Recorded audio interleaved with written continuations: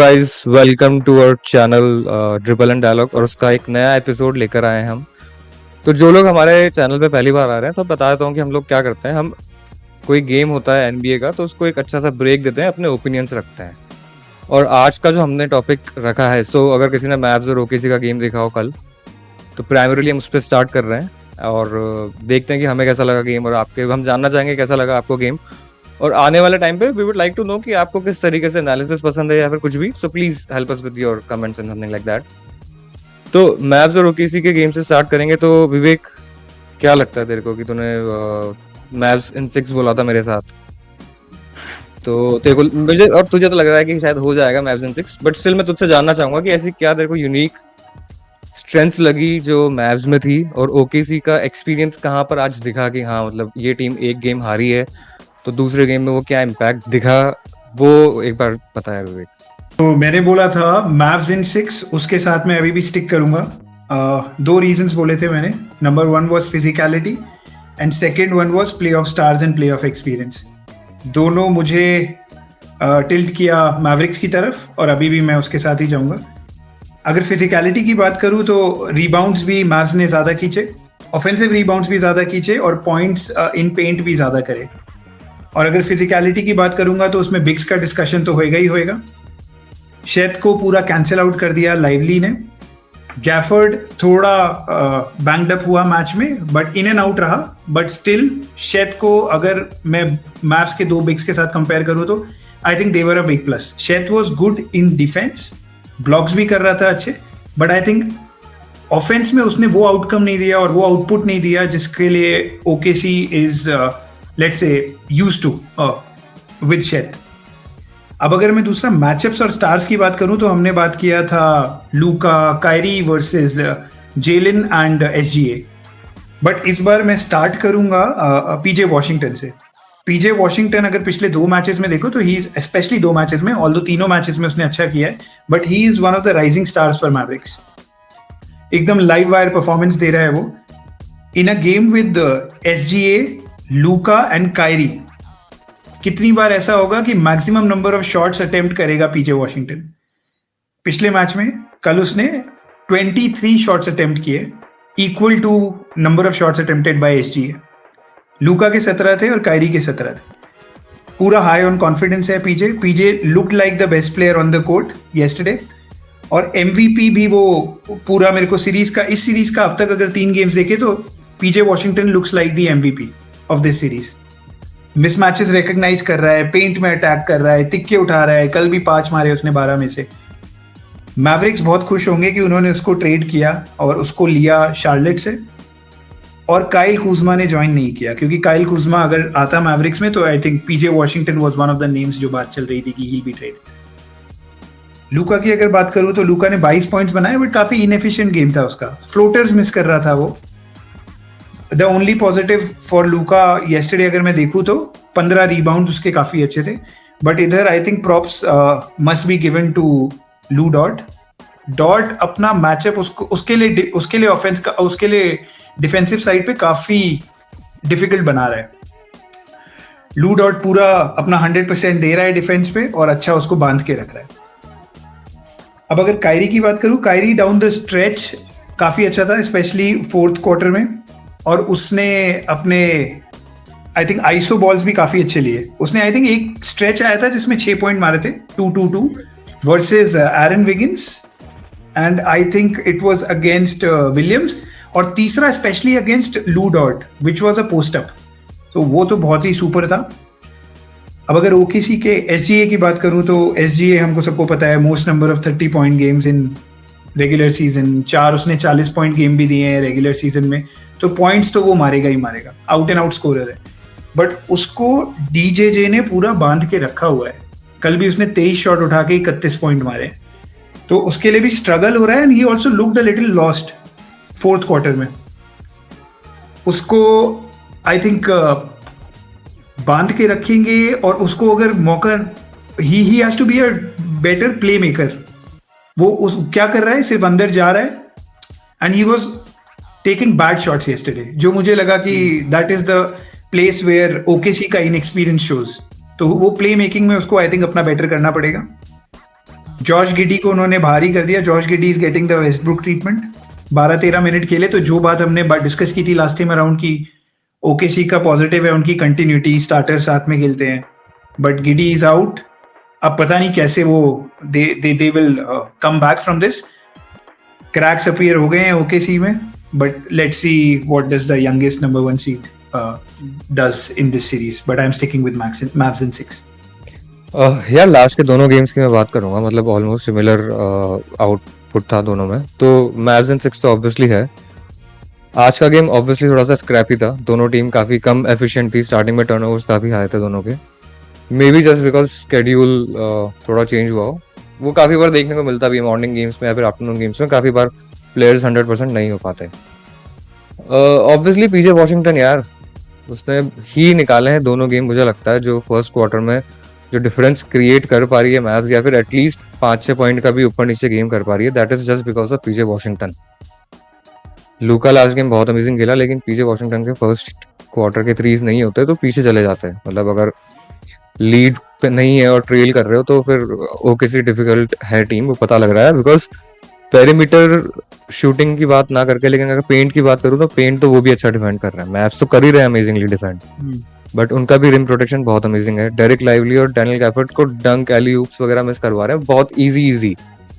Derek lively ने आज भी ये 2 या 3 इजी एली oops मिस करे हैं, तो एक वो थोड़ा सा इम्पैक्ट है उनका. बट कायरी इरविंग के पिछले दोनों गेम में मिला के 18 असिस्ट हैं. कायरी इरविंग जो रोल प्ले कर रहा है, मुझे लगता है he is the best player in this series up till now. Because उसको पता है कि गेम किस तरीके से उसके पास कभी भी आ सकता है. उसने आज यार आइसो प्लेज में बता दिया कि जेलन विलियम्स से तो नहीं हो पाएगा. एक तो लास्ट में उसने क्लच लेफ्ट हैंड से उसने लेअप लिया. उसके पहले उसने वो एक स्पिन मूव, फिर back spin move fade away लिया जेलन विलियम्स पे. तो वो उसको पता है वो चीज़ें कर लेगा. लेकिन what he is doing is that वो उसको लग रहा है कि रोल प्लेयर्स अगर चल रहे हैं तो उनको इस स्टेज पे इन द प्लेऑफ्स कॉन्फिडेंस से भर दो. उसके पासेस बहुत क्विक हैं. वो टिम हार्डवे जूनियर को मौका दे रहा है. वो उसको दिख रहा है पीजे वॉशिंगटन हॉट है तो उसको दे रहा है, बार बार दे रहा है. लास्ट गेम में भी उसने 8-9 पॉइंट का ही शायद गेम था उसका, लेकिन 11 असिस्ट थे. तो जो चीजें उन्होंने एड्रेस करी है वो चीजें शायद उसका आंसर होके किसी के पास नहीं है, just because of play of pressure. आज फोर्थ क्वार्टर में उन्होंने कितनी मतलब सिंपल सी गलतियां कर रहे हैं. टर्नओवर्स काफी ज्यादा इजी हो पा रहे हैं. तो वही है कि जिस टीम को प्लेऑफ में एक बार पता लगता है ना कि हारने के बाद कैसे फिर बैकअप मतलब कैसे उठा जाता है एंड ऑल, तो वहां पर थोड़ा सा डिफरेंस मुझे विजिबली दिखा. And defence is very real. Maxi की बात अपन ने कर दी. सो अपन ने ये चीज पहले गेम में डिस्कस करी थी कि ऑफेंसिव रिबाउंड्स का गेम रहेगा, जो कि इन्होंने आज फर्स्ट क्वार्टर में शायद काफी डिस्पैरिटी थी यार. 7-8 और 0 ऑफेंसिव रिबाउंड्स थे शायद स्टार्टिंग में इनके. वो एक मुझे लगा कि इन्होंने अच्छी चीज एड्रेस करी. दूसरी चीज उन्होंने जो एड्रेस करी कि कायरी को अभी तक इन लोगों ने अनलॉक ही नहीं किया है. तो अभी भी देख ले कायरी फर्स्ट गेम के अलावा अनलॉक नहीं हुआ है अभी तक कायरी. मतलब कायरी के तुमने कुछ फाड़ गेम नहीं देखे जो कि आएंगे, उसको जरूरत ही नहीं पड़ी है. तो वो मतलब अपनी 70% कैपेसिटी पे खेल के ऑफेंसिव जो नंबर 1 या नंबर 2 टीम रही है उसको यार 100 के आसपास रोक रही है. तो विदाउट मैक्सी क्लेबर तो और कॉन्फिडेंस मोमेंटम सब इधर आ चुका है यार. एक गेम और निकाल लेगी ना मैव्स, तो मैव्स इन 6 तो कहीं नहीं जा रही, मेरे को तो नहीं लग रहा यार. कायरी अर्विंग को इसलिए कहते हैं ना, why we say that Kyrie Irving is one of the most unguardable players है, one of the most skilled players in NBA. वो इस सीरीज में साफ एविडेंटली दिख रहा है. वो अपन को उसके पास एक स्किल लेवल है, वो अनगार्डेबल है, वो आईसो में बहुत कमाल का है, ये अपन को हमेशा से ही पता था. लेकिन इस सीरीज में या फिर इस प्लेऑफ्स में एक चीज तुम्हें नहीं देखने को पता लगेगी कि Kyrie, now you can feel कि Kyrie is actually happy in a team. तुम देखोगे थोड़ी सी उसकी लीडरशिप स्किल्स भी उभर के आ रही हैं बाहर. वो राइट टाइम पे कब टेक ओवर करना है वो भी करता है. लूका को उसको कितनी स्पेस देनी है, बाकी प्लेयर्स में जैसे आशीष ने कहा कितना कॉन्फिडेंस बढ़ना है, वो चीज़ उसको शायद अब समझ में आ रही है लेटर डाउन इस करियर. और दूसरी बात, कब टेक ओवर करना है वो उसका कोई ओकेसी के पास उसका कोई आंसर नहीं है. whenever Kyrie wants a bucket, he is a bucket and he can get it whenever he wants. इसमें कोई there is no one on the OKC team who can stop him. अब तुम लू डॉट को भी लगा लोगे, लू डॉट लूका को रोक सकता है, मुझे नहीं लगता लू डॉट कायरी को छू भी पाएगा. He is too quick, he is too shifty. दूसरा, लूका डॉन्चिक की याद 2 पॉइंट मुझे जो नहीं पसंद है, और काफी सारे पॉइंट्स पसंद है वो मैं बाद में बताऊंगा. 2 पॉइंट जो मुझे नहीं पसंद है, I am not liking his body language throughout the whole playoffs. Fine if you are banked up, everyone is banked up at the stage in the playoffs. बहुत ज़्यादा फ्रस्ट्रेटेड उसकी बॉडी लैंग्वेज लगती है मुझे, वो personally नहीं पसंद। Fine he is going through pain, या फिर वो लग के भी उसके कोई इंजर्ड है या he is banked up, still he is performing, वो सब ठीक है। But let's not show to the opponents कि यार तुम्हारे लगी हुई है and you are down. It gives the opponents some sort of confidence कि that he is already down, let's not show that. Second, मुझे उसका रेफ का कंप्लेन सारे साल उसका यही चलता है, वो इतना ज़्यादा कंप्लेन करता है ना, इतना ज़्यादा वो मतलब पता नहीं उसको टेक्निकल कैसे नहीं मिल रहा है सीरीज़ में, बट मुझे उसकी वो एटीट्यूड भी उसका थोड़ा सा कम पसंद है। ठीक है, fine, you are getting fouled, everyone is getting fouled, but इतना ज़्यादा कंप्लेन नहीं करना चाहिए। रेस्ट उसके अलावा लू डॉट ने अच्छा काम करा है लूका पे, but Luka overall is decent. I would not say अपने एपेक्स पे खेल रहा है, बट ठीक खेल रहा है। Fine, he is not shooting well, fine, उसके 3 नहीं पड़ रहे, but then he is showing that effort on defence and also on rebounds. तो आज 15 रिबाउंड जो उसने पकड़े, that is commendable, right. Assist, passing, play making उसकी सही है।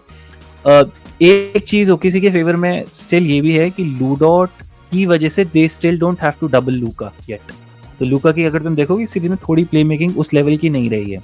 अगर वो जब डबल करते हो तो थोड़ा और ज्यादा ऑफेंस फ्लूइड होता है, इसमें इतना डबल उनको नहीं करना पड़ रहा लू डॉट की वजह से, because he is guarding well. और दूसरा भाई, ओकेसी का इनएक्सपीरियंस आज के गेम में क्लियरली दिख रहा था। फोर्थ क्वार्टर में दे डिडंट हैव ऑप्शंस, शे के अलावा उनके पास कोई ऐसा ऑप्शन लग नहीं रहा था जो you can give them that ball, या फिर उनका ऑफेंस इतना फ्लूइड था ही नहीं फोर्थ क्वार्टर में, दे वर स्ट्रगलिंग, और वो इनएक्सपीरियंस दिख रहा था। Whereas on the other hand Mav के पास वहीं पे Kyrie Irving steps up, he is so important for the Mavs in the fourth quarter. Kyrie का होना लूका से बहुत ज्यादा लोड हटा लेता है, specially in the fourth quarter. और ये दोनों जो जेल कर रहे हैं ना आपस में, कायरी और लूका, भाई वो भी बहुत बहुत क्लास चीज हो रही है। तुम देखो कोई ऐसा ईगो क्लैशेस नहीं है, Luka is happy for Kyrie, Kyrie is happy for Luka success. तो ऐसा कुछ नहीं है that I want the ball, और आईसो भी नहीं खेल रहे हैं, दोनों अपना मिक्स एंड मैच होके दोनों बढ़िया with sync with the team, what the team wants, उसके हिसाब से दोनों खेलते हैं। तो वो बहुत बड़ी बात है फॉर मैव्स। और एक चीज और मैं बोलूंगा इन फेवर ऑफ मैव्स इस सीरीज में, at least it's not a big 2, I would say it's a big 3। PJ Washington is playing like a big 3। 25 point, I think 25-26 point आज उसने मारे हैं, 25-26 पॉइंट उसने गेम 2 में मारे थे। तो he is actually playing like a big 3। Maxi Kleber की कमी अभी तक तो नहीं खली मैव्स को, and I was in the beginning picking OKC in 7, then I changed it to OKC in 6, but I think I will change my pick now because of OKC's inexperience and because of seeing the last 3 games OKC कैसे fourth quarter में struggle करता है। I don't see OKC winning in a close game, so because इनके पास Kyrie है, so I would change my pick and I would say now Mavs in 6। काफी बेशरम आदमी की तरह चाहिए तूने। ये तो ऐसे में जैसे एहसान कर रहा हूँ मैच पे। मैं कहा यार मुझे सच में लगा वेरी गुड। ये होता है, इसने क्लिप्स के साथ भी यही किया था। बट आई थिंक तू क्लिप्स फिली इसने सबके साथ यही किया भाई।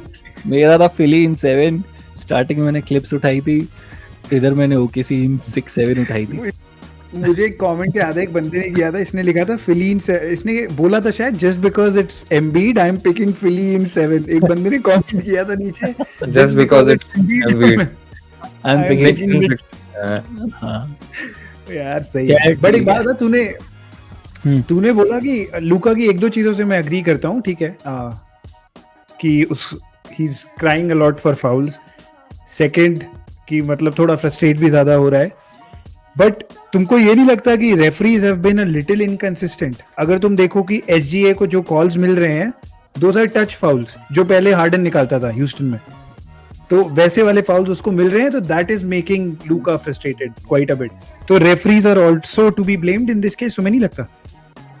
यार इसमें मैं लूका, ये है ना, ये वही वाला लूका को वो लिब्रॉन वाला ट्रीटमेंट मिल रहा है honestly, because Luka is kind of you know size अच्छा है उसका, स्ट्रेंथ अच्छी है, तो छोटे मोटे कॉन्टैक्ट उसको रेफरीज नहीं दे रहे हैं। SGA on the other hand is on the leaner side, और आई थिंक इसी की वजह से एसजीए को मिल रहे हैं, बाकी और कोई रीजन है नहीं। प्लस यार एसजीए लूका जो कॉन्टैक्ट सीक करता है ना, लूका तुम देखोगे contact is seeking on jump shots, majority he seeking contacts on jump shot. वो इतना ड्राइव टू द पेंट में नहीं है, whereas SG on the other hand जो उसको कॉन्टैक्ट्स मिल रहे हैं वो मोस्टली ड्राइव्स पे मिल रहे हैं, वो जंप शॉट पे उतने कॉन्टैक्ट्स नहीं मिल रहे। और लूका ज्यादातर अब इसमें बिकॉज लू डॉट है, Luka is not able to get pass to Lu डॉट, तो वो कॉन्टैक्ट जो सीख कर रहा है वो बीच में अपने पुल अप जंपर पे या फिर वो हेड फेक से सीख कर रहा है।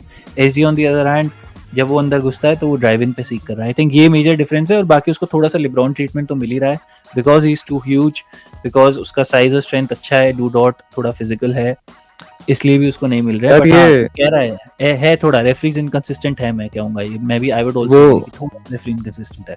हाँ आशीष। हाँ तो यार वो है वाली चीज, रेफरी वाली इनकंसिस्टेंट, लेकिन मुझे लगता है पूरे पैरामीटर्स पे अगर चेक करो ओवरऑल द सीरीज तो काफी बार बैलेंस आउट हो जाता है, वो दिखने में पता लग जाता है। लेकिन एक चीज ये भी है कि just because the narrative that both teams have, तो जो मैप्स थी, मैप्स फिजिकल गेम ज्यादा खेलती थी, अपन ने क्लिप्स में भी देखा था, तो they come up with that physicality.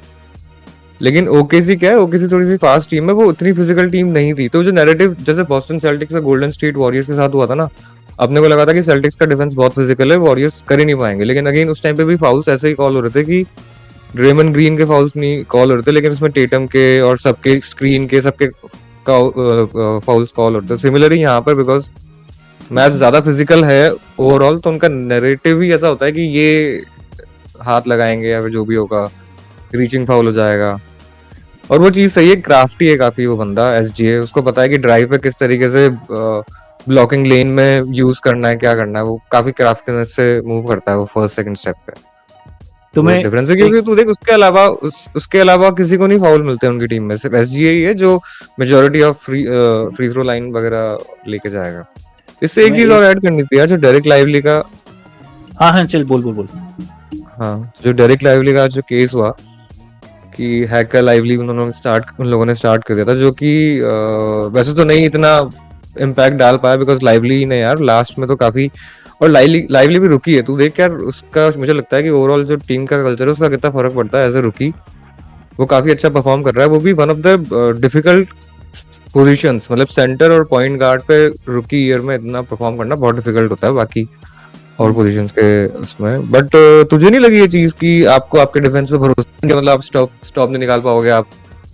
और भाई हाँ मतलब बहुत टाइम बाद देखने को मिली ये चीज एक प्लेऑफ गेम में। मैं विवेक से यही डिस्कस कर रहा था जब मैच हो रहा था, मुझे ये स्ट्रैटेजी ऑफ फाउलिंग नहीं पसंद, बिल्कुल भी नहीं पसंद यार, specially when you are down 5-6 points और 6-7 मिनट पड़े थे in the fourth quarter. I personally don't like this strategy. तुम ट्रांजिशन डिफेंस का फायदा ही छोड़ देते हो कि तुमने फ्री थ्रो लिए गया तो फिर पूरा तो डिफेंस ही सेट हो गया ना उनका। तो इसमें एक सेकंड, इसमें मुझे ये एक सेकंड जो आशीष वाला पॉइंट था ना, इसमें एक तो मुझे सबसे बड़ा नुकसान यही लगता है that you are not trusting your defence. तो अपने प्लेयर्स को क्या किस टाइप का कॉन्फिडेंस दे रहे हो, मतलब क्या तुम डिपेंड कर रहे हो अपनी कोचिंग स्किल्स पर, अपने प्लेयर्स के डिफेंस पे। सेकंड, हाँ इफ यू फाउल देम तो तुम ट्रांजिशन बास्केट्स तो यू टेक दैट अवे, अगर इफ यू फाउल देम तो फिर दूसरी टीम को डिफेंस सेट करने का हमेशा मौका मिलेगा, हमेशा मौका मिलेगा। तुम कुछ उनकी डिफेंस से फिर वो हमेशा सेट होकर खेलेंगे, so that is a very big disadvantage. तो ये मुझे पर्सनली नहीं पसंद। कभी चल जाए, अगर आज लाइव 4 मिस कर देता तो तुम कोचिंग की तारीफ कर रहे होते, बट उसने मिस नहीं करे तो फिर वो लग रहा था कि यार क्या कर रहे थे। स्पेशली यार आजकल 3 पॉइंट 3 पॉइंट गेम, भाई हर कोई 3 उठाता है।